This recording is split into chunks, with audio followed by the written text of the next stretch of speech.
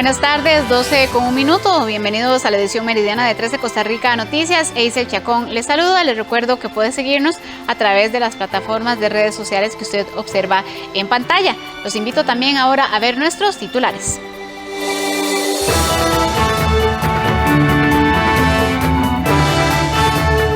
Iniciativa presentada por el Ejecutivo para compensar alza en los combustibles por la guerra en Ucrania no convence de todo a sectores, quienes cuestionan su viabilidad.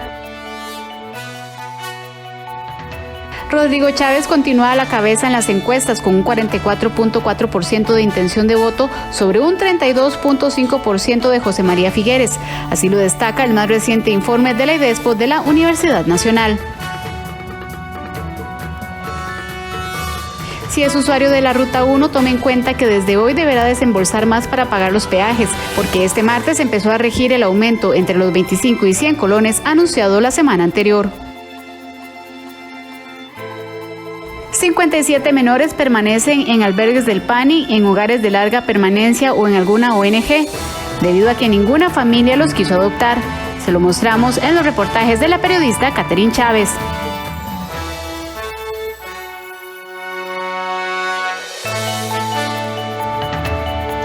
Iniciamos la jornada con una agenda cargada de información. Tendremos información en vivo con nuestro compañero Roger Espinosa, quien se encuentra en San José y nos tiene información relacionada con política, y también nuestra compañera Katia Meneses, quien está desde el peaje en Río Segundo con información relacionada al aumento de las tarifas de estos peajes y también en relación con la iniciativa que presentara ayer el Gobierno de la República para compensar un poco el aumento en el precio de los combustibles debido a la guerra en Ucrania. Vamos a iniciar de inmediato con Roger Espinosa, porque este martes el candidato presidencial del Partido Liberación Nacional y de Progreso Social Democrático participarían en un conversatorio con la Iglesia Católica. Sin embargo, Chávez desistió de participar a última hora. Además, se publicó la última encuesta de IDESPO sobre la intención de voto. Para ampliarnos el reporte, hacemos contacto con el periodista Roger Espinosa. Muy buenas tardes, Roger, adelante. Gracias, Eisel. Un saludo para usted y para los amigos televidentes de Costa Rica 13 Noticias. Así como usted lo comenta, durante la mañana de este martes, el candidato presidencial del Partido Liberación Nacional, José María Figueres, estuvo presente acá en un conversatorio en la Casa Arzobispal, en el centro de San José, donde pudo comentar diversos puntos con la UCAEP, con representantes de las universidades, con sindicatos, con sectores pro vida, organizaciones de trabajadores domésticas y representantes de las cooperativas.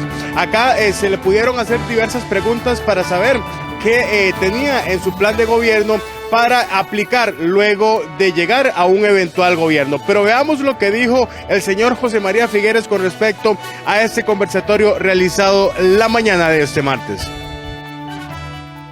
Monseñor Quirós nos ha invitado a que tuviéramos una conversación en el marco de la encíclica papal Fratelli Tutti, que, como ustedes saben, es una convocatoria que hace el Santo Padre a que los diferentes sectores de las sociedades en todos los países busquen el camino del diálogo, el camino del entendimiento, busquen los puntos de convergencia y de coincidencia para poder avanzar en el desarrollo de los países y del planeta. Y a mí me ha parecido que este motivo para convocarnos es muy adecuado en este momento que vive Costa Rica, porque aquí rescatar al país va a requerir que nos pongamos de acuerdo en muchas cosas. Por lo tanto, decidí asistir y me encuentro muy satisfecho con la participación, las preguntas y el motivo de la invitación. Muy bien, y es que esta actividad fue organizada desde ya hace varias semanas por parte de las autoridades de la iglesia. Sin embargo, a la hora de confirmar durante la misma mañana de este martes si el candidato de Progreso Social Democrático, Rodrigo Chávez, iba a asistir a la actividad, a los representantes de la iglesia les dijeron que por motivos de agenda no podría asistir a esta actividad, a pesar de que en un primer acercamiento parecía que sí iba a contar con la presencia de don Rodrigo Chávez este conversatorio. Esto fue lo que nos dijo el vocero de la iglesia, Jason Granados, con respecto a la situación que se suscitó luego de la no presencia de Rodrigo Chávez en este conversatorio. Bueno, nosotros como Arquidiócesis de San José muy contentos de haber organizado este diálogo patriótico Fratelli Tutti, inspirado en la encíclica del Papa Francisco. A los dos candidatos se les invitó por medio de las personas que están a cargo de su campaña. También se les envió una nota por parte del arzobispo. La jefa de campaña del señor Rodrigo Chávez comunicó que por motivos de agenda el señor no iba a asistir. Entonces, pues la invitación quedó cordialmente abierta. Nosotros lo esperábamos, por supuesto. Ya los sectores que estaban involucrados en este diálogo patriótico tenían las preguntas formuladas. La Arquidiócesis de San José también tenían las preguntas formuladas, pero bueno, lamentablemente no pudo asistir. La actividad no se canceló porque ya el otro candidato también había confirmado. Incluso se habían acomodado horas también a solicitud del señor Chávez. Muy bien, y es que este mismo martes se presentó la encuesta de IDESPO de la Universidad Nacional con respecto a la intención de voto de cara a las elecciones del próximo 3 de abril. Este estudio se realizó del 8 de febrero al 4 de marzo en un horario de 9 de la mañana a 5 de la tarde por medio de llamadas telefónicas a celulares. Se entrevistaron 924 personas y esta encuesta tiene un margen de error del 3.2%. Y algo interesante es que al parecer un 63.8% de los encuestados sí asistirían a votar. Esto pues dejó resultados de la siguiente manera. Rodrigo Chávez en este momento, según el estudio, se encuentra con un 44.4% de la intención de voto del electorado. José María Figueres está en un 32.5%, mientras que los indecisos son un 16.2%. Este estudio tomó elementos como la percepción que tienen los electores acerca de la Asamblea Legislativa, la participación en las elecciones, así como la indecisión, el tipo de votante y la intención de voto. Y es importante comentar que un 47.6% de las personas entrevistadas fueron mujeres y un 52.4% fueron hombres. ¿Qué dijo José María Figueres con respecto a este estudio? En este momento se lo mostramos. Yo respeto todas las encuestas. No se alinean con nuestros números internos. Vamos a seguir trabajando como hemos venido trabajando y vamos a esperar la verdadera encuesta, que es la del próximo 3 de abril. ¿Cuáles son esos números internos que usted tiene? ¿Puede decir? Bueno, son números que nos permiten seguir desarrollando una estrategia que está muy bien enfocada en las visitas que hacemos a diferentes partes del país y que nos permiten también reunirnos con los sectores con que nos hemos venido reuniendo. Son los números internos que tenemos para el desarrollo de la estrategia de la campaña.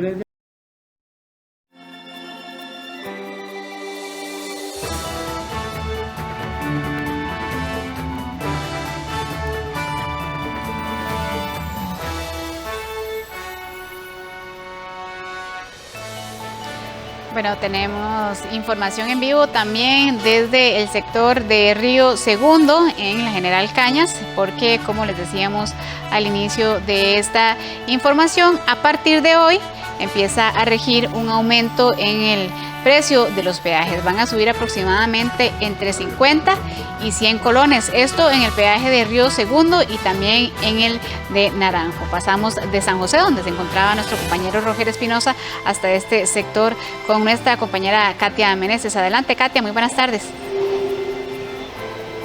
Muchas gracias, Eisel. Muy buenas tardes. Qué gusto de saludarla nuevamente. Efectivamente, estamos aquí ubicados en el peaje de Alajuela. Esto debido a que desde hoy, como usted lo indicó anteriormente, aumentaron las tarifas de los peajes. Nosotros hemos preparado la siguiente información para que todos los conductores que transiten por esta vía tengan imaginación o sepan cuánto es, cómo van a quedar las tarifas. Veamos esta pantalla que hemos preparado. Las motocicletas, tanto en la General Cañas como en Río Segundo, como en Bernardo Soto, en General Cañas, las motocicletas tienen un costo de 300 colones. En la Bernardo Soto 600 colones, este monto se mantiene. Asimismo, en la General Cañas los automóviles también pagan 300 colones y la Bernardo Soto pagan 600 colones los automóviles. Pero aquí es donde ya comienzan a subir. En la General Cañas los autobuses pasan de 775 colones a 2.750 colones. En la General Cañas pasan los camiones de 2 ejes de 925 colones a 925 colones, en la General Cañas, y en la Bernardo Soto estaría aumentando 50 colones, esto quedaría en 2.675 colones. Los camiones de 3 ejes en la General Cañas pasarían a 1.050 colones, mientras que en la Bernardo Soto tendrían también un aumento de 50 colones, pasarían a 2.975 colones. Y ya por último, de 5 ejes en la General Cañas sube 25 colones, igual que lo de 3 y 4, o sea, es decir, 3, 4 y 5 ejes en la General Cañas aumentan 25 colones, entonces quedarían los de 5 ejes en 1.400 colones y 100 colones aumentaría en la Bernardo Soto en naranjo. En naranjo, todo lo que hemos dicho anteriormente de la Bernardo Soto, entonces quedaría en 4.525 colones. Sobre este mismo tema, en 13 Costa Rica Televisión le consultamos a la vocera de Ruta 1 y esto fue lo que nos dijo. La devaluación del colón respecto al dólar se revisa de manera trimestral y la inflación externa de manera anual. Sin embargo, si hubiera alguna variación extraordinaria, el fideicomiso sobre esta inflación externa, el fideicomiso va a tener entonces que hacer también revisiones de manera extraordinaria. El año pasado vimos cómo estas variaciones extraordinarias más bien bajaron las tasas de peaje para algunas categorías de vehículos. Sin embargo, la situación lamentable a nivel sociopolítico y socioeconómico a nivel mundial nos está obligando más bien a aumentar las tasas de peaje por motivo de esta inflación externa, que, valga aclarar, no solamente está afectando a nivel nacional, sino mundial, el tema de los peajes, sino en otros tipos de servicios que requieren o que se ven afectados por esta inflación externa. Tal y como hemos venido informando en 13 Costa Rica Televisión, aumentó el combustible, viene un aumento en el precio de los huevos y también en el precio de la carne de pollo. Tenemos a partir de hoy el precio de los peajes, tanto en la General Cañas como en la Bernardo Soto, a la altura de Naranjo. Pero ¿qué dicen los conductores sobre este tema? Veamos. Cobran, pero uno no ve que hagan obras, porque estas obras se hacen con préstamos. Y esos préstamos salen del dinero de nosotros, pero cobran peajes y no utilizan esos dineros realmente para lo que es. Para nosotros los trabajadores que tenemos que viajar desde Alajuela a San José, sí es un golpe bastante grande porque son 300 colones, ¿verdad? Que ya estamos pagando, antes pagamos 75 y ahora 300, entonces sí se siente bastante en el bolsillo. Y de ahí uno deseara ver tal vez las calles mejor, ¿verdad? Pero de momento no. Siento que está muy caro todo eso para como estamos viviendo y la verdad, no, los salarios no dan, el transporte está muy duro y no es posible, digamos, que aumenten tanto y no hagan nada. O sea, el pueblo está llegando a un momento en que esto va a llegar a un paro, algo van a hacer, pero no podemos trabajar así. Con esta seguidilla que se ha dado de aumentos en el país en los diferentes artículos, insumos, productos y por supuesto el combustible, el gobierno ha hecho una propuesta con 5 ejes importantes que estaremos brindándoles la información más adelante. Regreso con usted, Eisel, al estudio principal. Buenas tardes. Gracias, Katia, por esta información. Muy buenas tardes. Son las 12:15. Vamos a hacer nuestra primera pausa comercial. Al volver le contamos que la iniciativa presentada por el Poder Ejecutivo para compensar el alza en los combustibles por la guerra en Ucrania no convence de todo a sectores quienes cuestionan su viabilidad. Cuando regresemos, los detalles.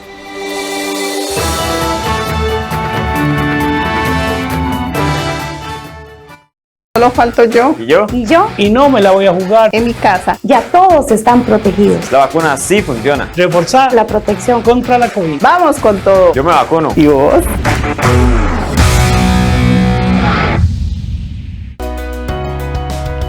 Hola, Buena Vida es un programa dirigido a las personas mayores y a quienes les rodean.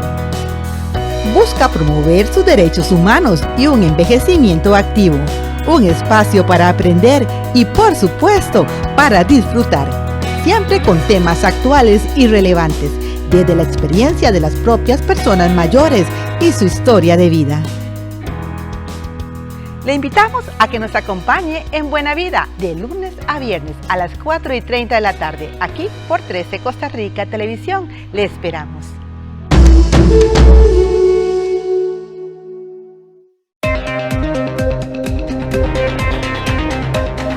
Esta es una invitación para que nos acompañes esta semana en Código 13, el programa de tecnología de CINAR. Vamos a estar hablando acerca de cómo potenciar mi negocio en Internet. Un experto de Oracle nos va a estar acompañando. Y también algunos tips para que los adolescentes descarguen y utilicen Instagram de manera segura. Los esperamos.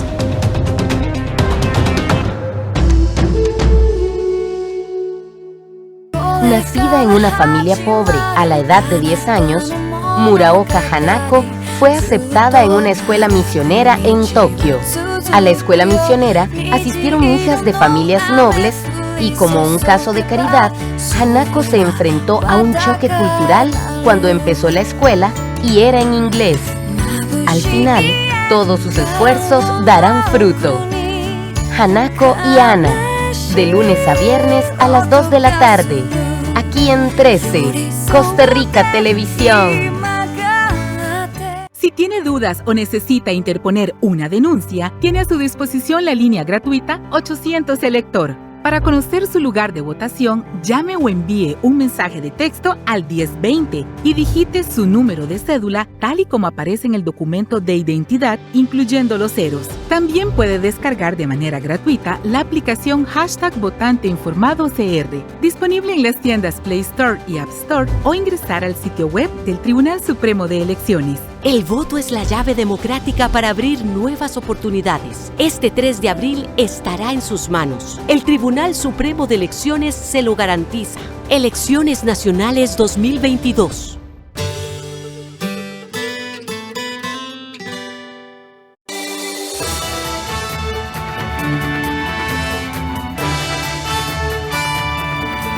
Banco Popular presenta el tipo de cambio.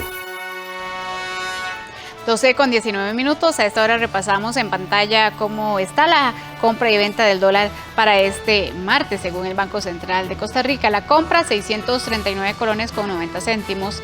La venta, 645 colones con 76 céntimos.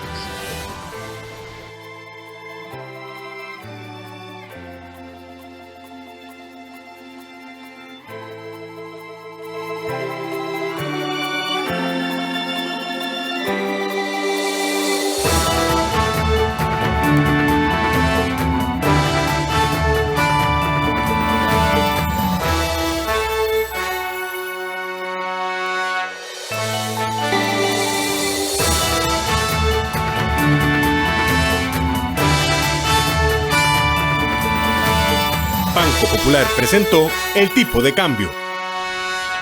El Consejo de Transporte Público advirtió que los nuevos aumentos en el precio de los combustibles podrían provocar una paralización del transporte debido a las grandes dificultades que enfrentarían sus operadores, mientras que la Cámara Nacional de Transportes afirma que la solicitud de aumento que hizo Recope representaría un 16% de incremento en las tarifas de los pasajes de autobús. La noticia de un posible nuevo aumento en el precio de los combustibles fue recibida con preocupación por el CTP, afirmando que podría ocasionar una paralización del transporte público debido a las grandes dificultades que enfrentarían sus operadores, quienes deben asumir los costos económicos para adquirir los hidrocarburos de las unidades con el fin de movilizar a la población en todo el país. El Consejo de Transporte Público también argumentó que de forma paralela también se afectaría el bolsillo de los usuarios, ya que al final estas alzas se trasladarían a las tarifas. La reacción se da luego de que el viernes anterior la refinadora costarricense de petróleo pidió un aumento de 121 colones en el diésel, 87 en la super y 85 colones en la regular.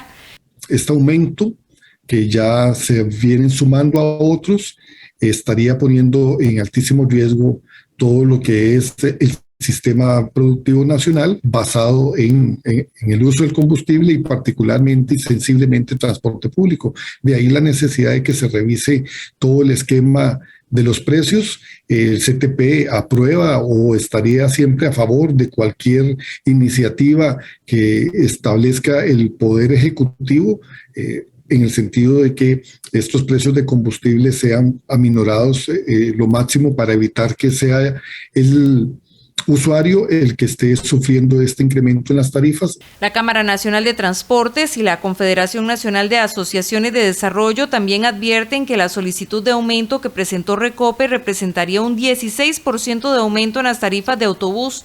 La semana pasada, la agrupación hizo un llamado al gobierno para que ante las fuertes alzas de los combustibles se tomen las medidas necesarias para garantizar la continuidad del servicio público y a la vez proteger a los usuarios de significativos incrementos en los pasajes. Las agrupaciones no descartan que de seguir aumentando los precios en las gasolinas se dé un paro técnico ante los costos que deben cubrir. Nos encontramos sumamente preocupados por el impacto que representa el aumento solicitado por Recope el viernes anterior. Hablamos de 121 colones en el caso del diésel, lo cual se va a ver reflejado en un aumento del pasaje de la tarifa que pagan todos los costarricenses. Es por eso que es necesario y urgente avanzar con las propuestas que se encuentran en la Asamblea Legislativa que permitirían de alguna forma mitigar el impacto de los aumentos que hasta el día de hoy hemos tenido. Es una medida que golpea al transporte público y particularmente a los usuarios y a los afiliados de nuestras organizaciones comunales. Por eso, hoy solicitamos la intervención de todo el Parlamento para que en el menor tiempo posible el proyecto 22.914 presentado por el diputado Eduard Macís tenga el visto bueno. De lo contrario, el pasaje del usuario en los próximos días tendría un aumento del 16%. Esta preocupación también se traslada a los usuarios de transporte público, ya que también perciben el impacto en sus bolsillos. Bueno, lo que me preocupa es que estén subiendo los pasajes, porque usted sabe que la situación está dura y para uno es difícil a veces conseguir tantos pasajes. Por lo menos ahorita yo tengo que pagar $3.50 y $3.50 de venida y son 700. Y si uno no los tiene, entonces eso es lo que nos preocupa, que sigan subiendo la tarifa. Ahorita, bueno, de un momento a otro están cambiando, están poniendo más altos los buses. Sí, señora, claro que sí. Ya vamos a esperar a ver qué pasa, porque usted sabe que ahorita hay trabajo, pero después, ya a partir de mayo, usted sabe muy bien que el trabajo se baja y todo, y entonces todo el mundo no podemos viajar ni nada. Por supuesto, todos deberían preocuparnos, no solamente las personas que utilizan el transporte público. Lamentablemente, al ser un país que depende de las grandes potencias, gracias a que los conflictos que hay en este momento en Europa, nosotros vamos a seguir dependiendo de que suba o no suba el bus, y donde se empiezan a encarecer las cosas que las personas por lo general suelen tener un mayor equilibrio con los salarios base, desequilibrio totalmente económicamente a todos los ciudadanos. Por otra parte, la ARECEP indica que no se deben tomar decisiones precipitadas y que se debe observar el contexto actual, ya que la volatilidad de los precios se ha dado a causa del conflicto entre Rusia y Ucrania, y se manifestó que el MOP es el ente rector que debe garantizar la continuidad del servicio de transporte público. Seguimos hablando de este mismo tema porque precisamente con el fin de bajar el precio en los combustibles, el gobierno de la República hizo 5 propuestas para relajar el bolsillo de los costarricenses. Además, este lunes 14 de marzo el precio del barril de petróleo bajó de precio a menos de $100. Estos temas los amplía la periodista Katia Meneses. Adelante, Katia, buenas tardes nuevamente. Nuevamente, buenas tardes, Eisel, como usted lo ha indicado. Indicarles que hay ingentes esfuerzos ya por parte del gobierno, por parte de las diferentes instituciones con respecto al tema de los combustibles. Recope ha informado que podrían hacer una rebaja de 15 colones por litro, mientras que el gobierno ha propuesto 5 ejes, pero anteriormente el presidente de la República, don Carlos Alvarado, había indicado que estaban haciendo esfuerzos para ver si se puede rebajar 100 colones por litro de las diferentes gasolinas. Pero ¿qué dicen exactamente los expendedores de combustible? Veamos, escuchemos también al gerente general de la Cámara de Expendedores de Combustible, don José Miguel Macís. La Cámara de Empresarios del Combustible realmente no ha sido consultada en torno a esta propuesta por parte del gobierno. Sí nos parece que hay un análisis profundo que debe hacerse en torno a los costos de operación en las estaciones de servicio, incluyendo a Recope, lo mismo que para el transporte, en razón de que las fijaciones de tarifas en todos estos sectores se hacen fundamentados en un modelo de costos, y este modelo de costos incorpora los rubros necesarios para operar. Cualquier reducción en esos rubros va a afectar directamente al servicio, y sobre todo una propuesta como la que hemos escuchado, una idea de un 25% sobre la tarifa, realmente es extremadamente rigurosa, socava las economías de cualquier estación de servicio, sobre todo las más pequeñas, así que muy probablemente esta situación tenga que ser analizada profundamente en torno a la afectación que van a tener las estaciones de servicio. Pero ¿cuál es exactamente la propuesta que hizo el ministro de Hacienda, don Elian Villegas? Veamos. Número 1. Suspender la actualización del impuesto a los combustibles. Este impuesto se actualiza cada 3 meses con la inflación, y entonces lo que estamos proponiendo es que lo dejemos en el nivel en que está hoy y que no lo actualicemos durante el periodo en que dure esta situación y sus consecuencias. Número 2. Autorizar un crédito fiscal para 3 sectores: carga general, transporte remunerado de personas y para actividad agrícola. Esto sería que en esos 3 casos, y de conformidad con lo que se estipula en la ley, se va a poder aplicar un crédito fiscal por el consumo de combustible. Eso estaríamos pidiendo incluso que se aplique de forma trimestral para no tener que esperar hasta el final de año cuando se haga la liquidación del impuesto sobre la renta. En tercer lugar, estamos pidiendo un ajuste en la fórmula que utiliza Recope para calcular el precio final al consumidor. Y ahí estaríamos pidiendo 4 cosas.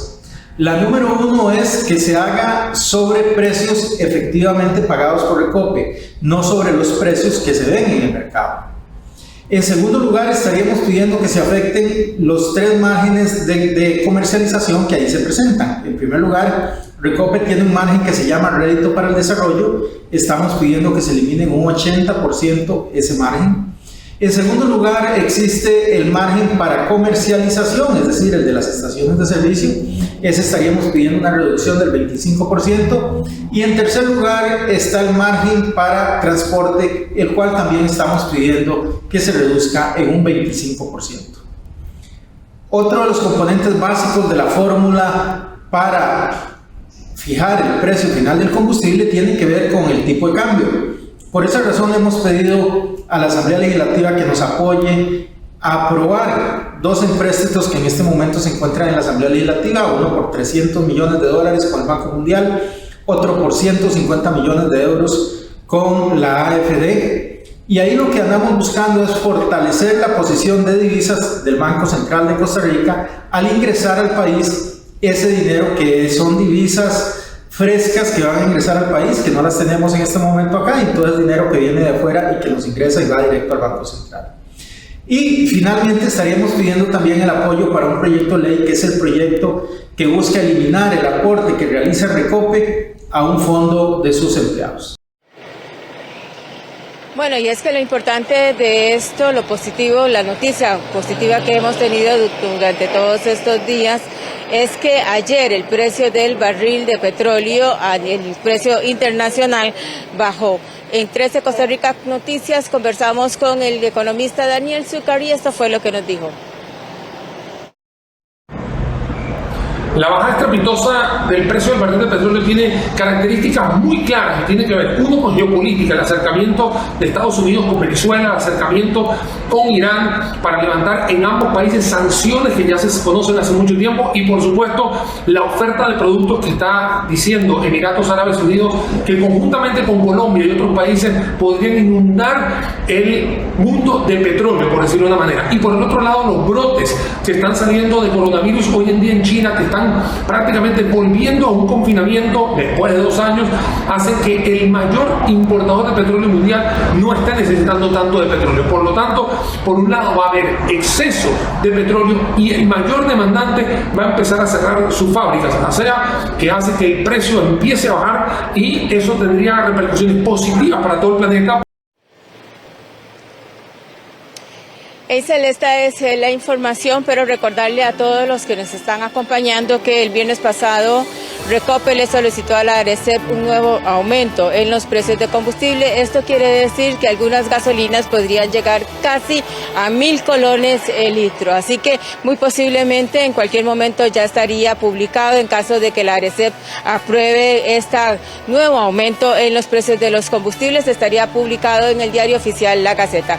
Esta es la información. Regreso con usted al estudio principal, que tiene más. Gracias por la información, Katia. Muy buenas tardes.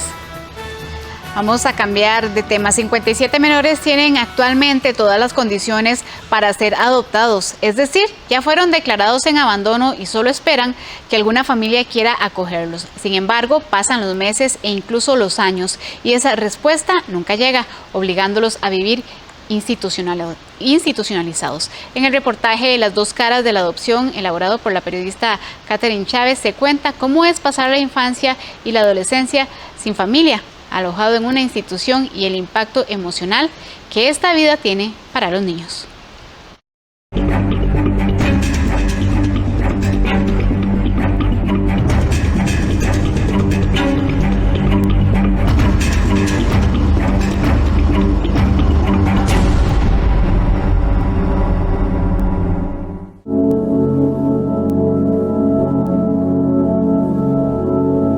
Yader Sosa recuerda que desde que tiene uso de razón, su papá lo golpeaba a puño cerrado en la cara o en cualquier otra parte de su diminuto cuerpo. No era una situación excepcional, sino que era un maltrato diario en el que con frecuencia resultaba muy mal herido. Pese a eso, nunca fue llevado al hospital, porque su padre sabía que de hacerlo se metería en un gran problema. Esa violenta dinámica envolvió y traumatizó a Yader hasta sus 3 años de vida, momento en el que el Patronato Nacional de la Infancia se enteró de las continuas agresiones y la negligencia de las que él era víctima.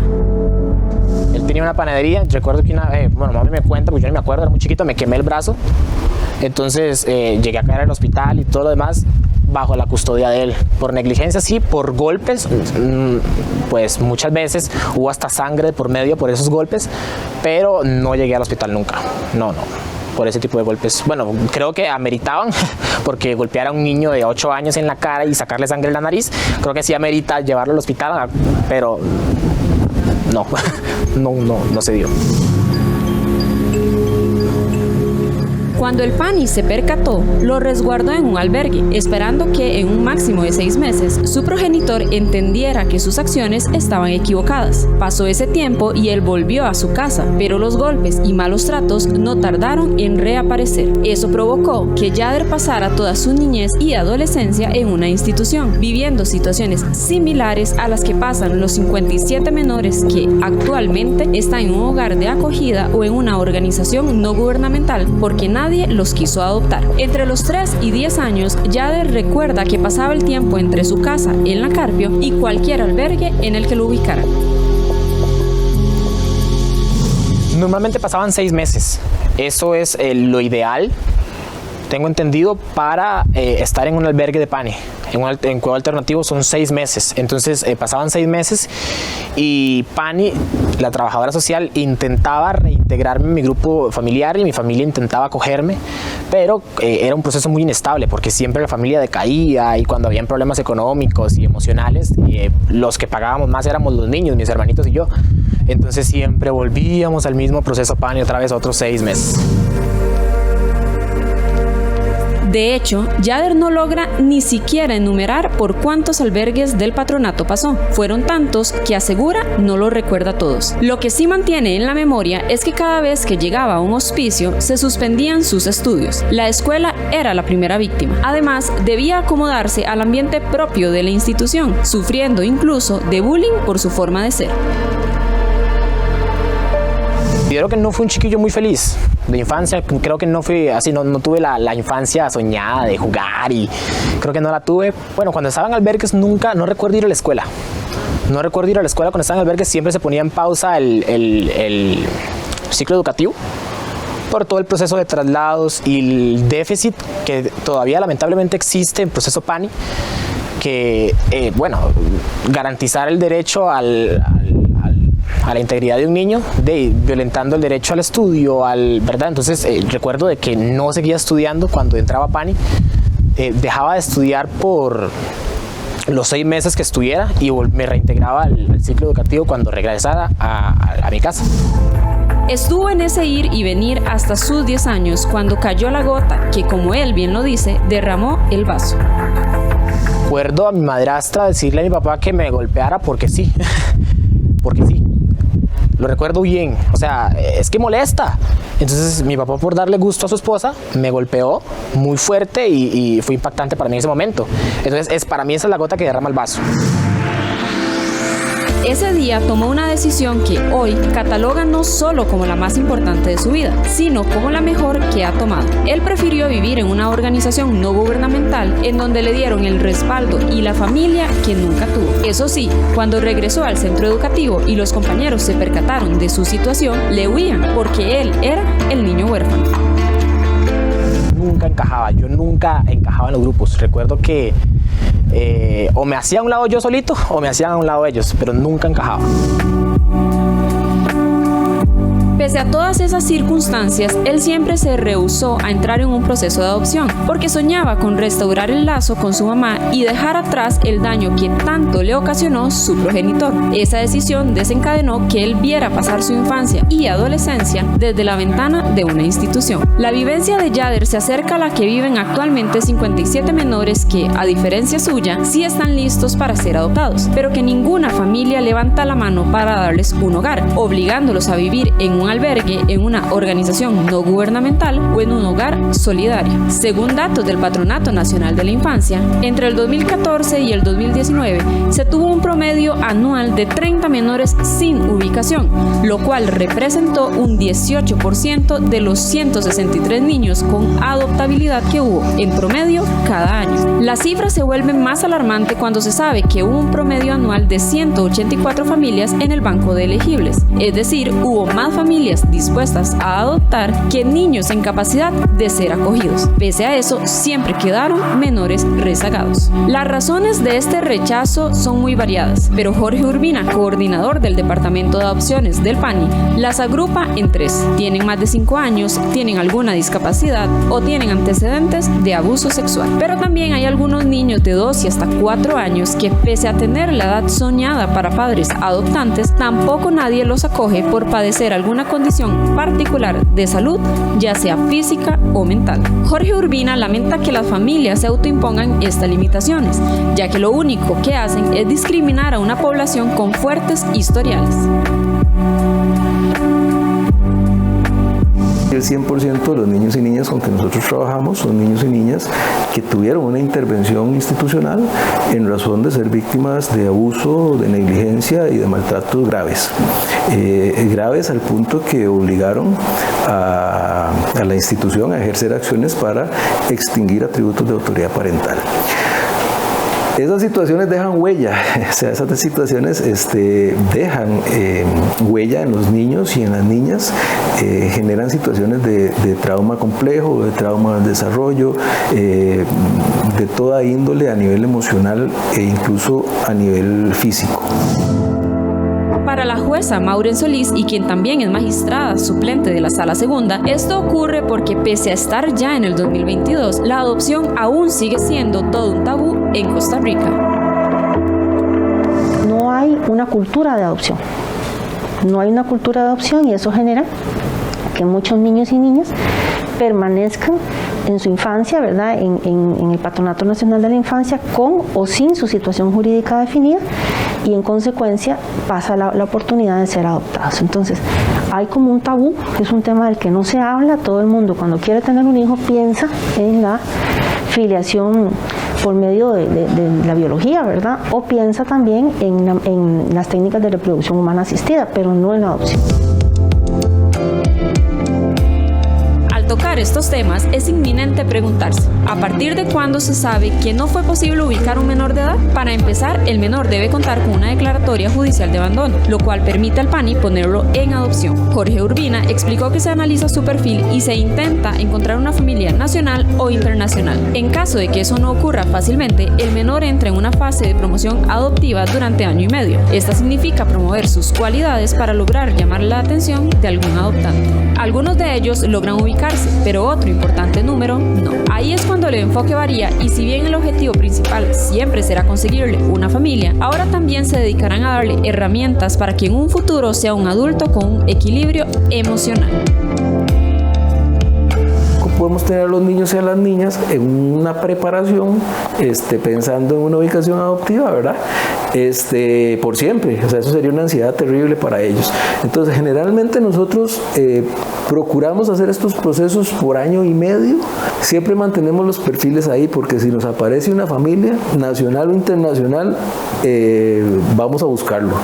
Pero sí tenemos que tener claridad de que no podemos mantenerlos en esa idea de que su situación se va a resolver por la vía adoptiva, porque incluso emocionalmente para ellos es muy complejo.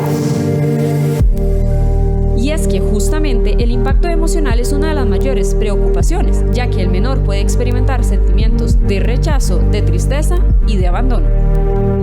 La afectación a nivel emocional es una de las manifestaciones más frecuentes cuando no se ha podido lograr la posibilidad de una adopción. Lo que sí es muy importante es respetar el tiempo de la persona menor de edad y que sienta que cuente con una red de apoyo para el momento en que desee hablar del tema. Es importante que se sienta libre, escuchado y recibido efectivamente para convertirnos en un espacio seguro. En paralelo a las sesiones psicológicas para que el menor logre sobrellevar estos sentimientos, el PANI también trabaja en garantizar su protección hasta los 25 años, que es el tiempo máximo para resguardarlo. Coordinamos con los encargados en oficina local del proceso de este chico para que se vaya pensando o en una familia de acogimiento de larga permanencia o en algún proceso institucionalizado que le garantice por lo menos iniciar un proyecto de vida independiente. Urbina explicó que estas familias de acogimiento no están interesadas en adoptar y que solo buscan de modo altruista ayudar al menor, mientras que las organizaciones no gubernamentales trabajan en ayudarles a levantar un proyecto de vida. Para Yader, las 3 organizaciones no gubernamentales por las que pasó fueron, son y serán su familia. Allí recibió no solo el cariño y el respeto, sino que también el acompañamiento que todo menor necesita. Ahora aseguró que pese a lo vivido en su infancia y adolescencia, está listo para recordarle al mundo entero que hacer crecer a medias a un niño no es hacerlo crecer.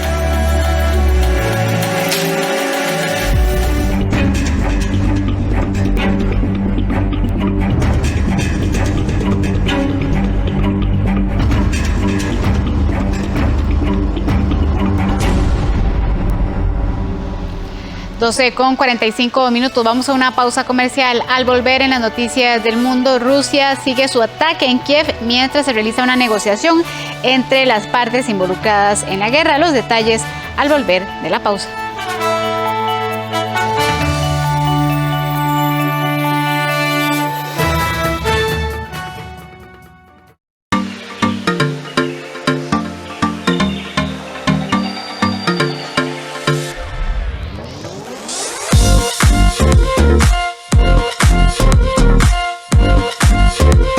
En marzo, Nexos se transforma.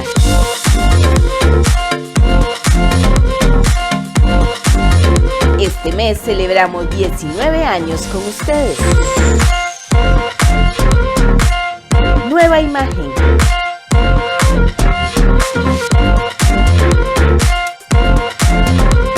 Nuevos segmentos.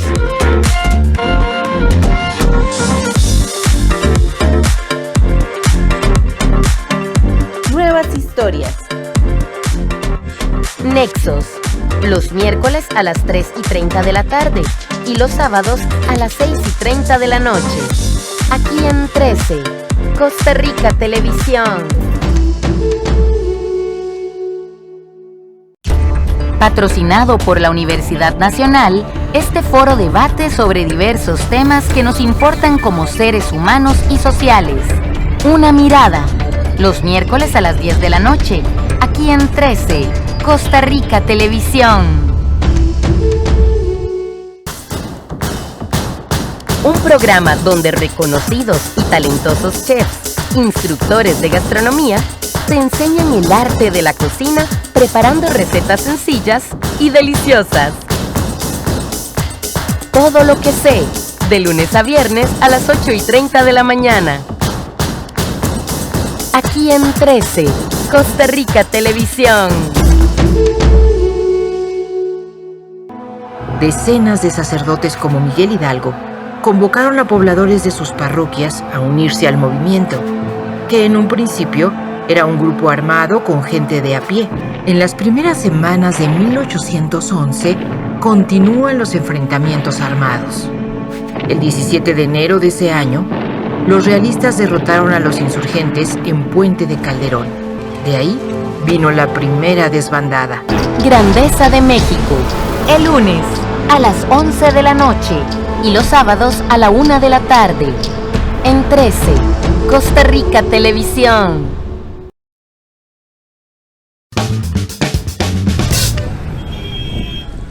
Yo iba porque queremos caminar tranquilas. Volvé a votar por lo que querés que suceda, por caminar tranquila y segura. Vota a favor de Costa Rica.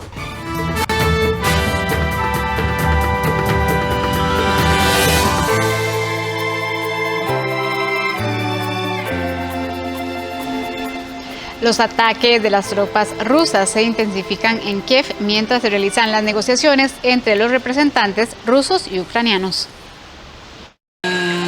Ataques mortales contra zonas residenciales de Kiev. Parcialmente rodeada por las tropas rusas, la capital ucraniana se despertó con 3 profundas explosiones. En Sviatoyin, en el oeste de Kiev, un bombardeo golpeó un edificio de 16 plantas, donde se recuperaron los cuerpos de 2 personas y 27 residentes pudieron ser rescatados. También hubo un ataque sin víctimas contra una casa en Osokorki y fuego de artillería que provocó un incendio luego extinguido en un edificio de viviendas en Podilsk, donde una persona fue hospitalizada.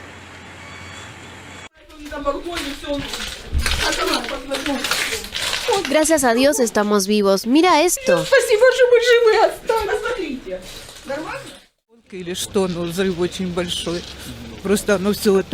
La explosión fue muy grande, la gente dormía y todo esto volando alrededor. Solo me sorprende que nadie esté gravemente herido. 20, что-то такое упало, повыбивало все стекла. Я на первом этаже живу. Se cayó, todas las ventanas explotaron. Vivo en el primer piso, las ventanas y puertas estallaron. El incendio empezó en el tercer piso, vivo en el primer piso, la cañería del gas fue dañada, el fuego comenzó, la cañería del gas está justo debajo de mi cocina. No lograron cerrar el gas rápido. Посекло газовую трубу, пошел пожар, и у меня же как раз кухня, первый этаж.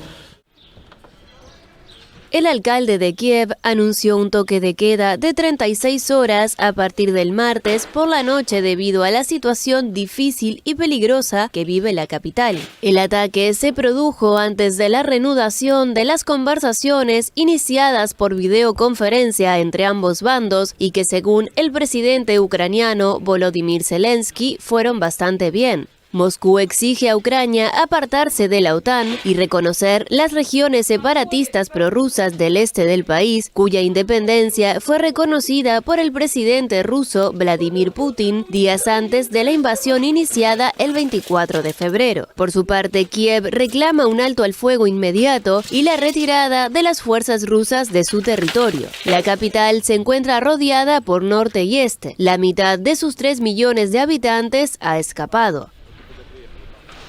Son las 12 de la tarde con 51 minutos. A esta hora vamos a hacer la última pausa comercial, pero cuando regresemos le contamos que la Selección Nacional atendió a los medios de comunicación este martes en su segundo día de la última semana de microciclos. Precisamente se dará a conocer la convocatoria final de Suárez. Nuestro compañero Gerardo Coto nos tendrá todos los detalles de esta información cuando regresemos.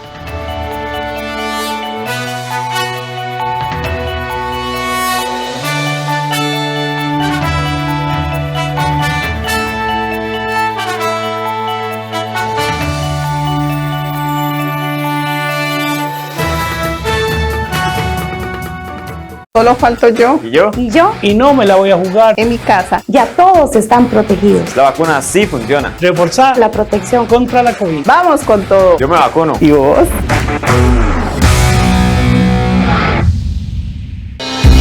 ¿Tenés alguna consulta, comentario o reclamo sobre nuestros servicios? SINAR te escucha.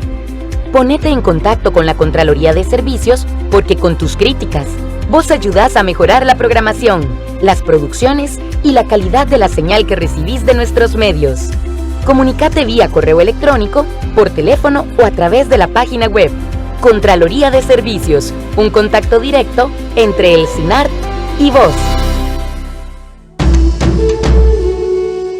Historias sobre personas o sucesos en América Latina, con testimonios y análisis. Lamentablemente acostumbrada a las horas reportajes y entrevistas donde las realidades complejas y sus distintos puntos de vista tienen sus relatos. Porque hay muchos que no tenemos pensión, no tenemos nada. Los martes a las 3 de la tarde y 9 de la noche y los sábados a las 7:30 de la noche. Aquí en 13, Costa Rica Televisión. Ciencia en todos lados. Un recorrido que introduce las disciplinas de las ciencias naturales, ciencias físicas, las ciencias sociales y humanidades. De lunes a viernes a la 1 de la tarde. Aquí en 13, Costa Rica Televisión. ¿Necesita ayuda para emitir su voto? En la segunda ronda del próximo 3 de abril, usted tendrá varias opciones. Hacerlo públicamente ante los miembros de mesa, o solicitar ayuda a una persona costarricense mayor de edad que sea de su confianza. Además, usted podrá solicitar plantilla braille transparente, plantilla antideslizante, guía para firmar, lupa, cobertor de crayón, fichas con instrucciones para votar y mampara móvil para facilitar su voto. El voto es la llave democrática para abrir nuevas oportunidades. Este 3 de abril estará en sus manos. El Tribunal Supremo de Elecciones se lo garantiza. Elecciones Nacionales 2022.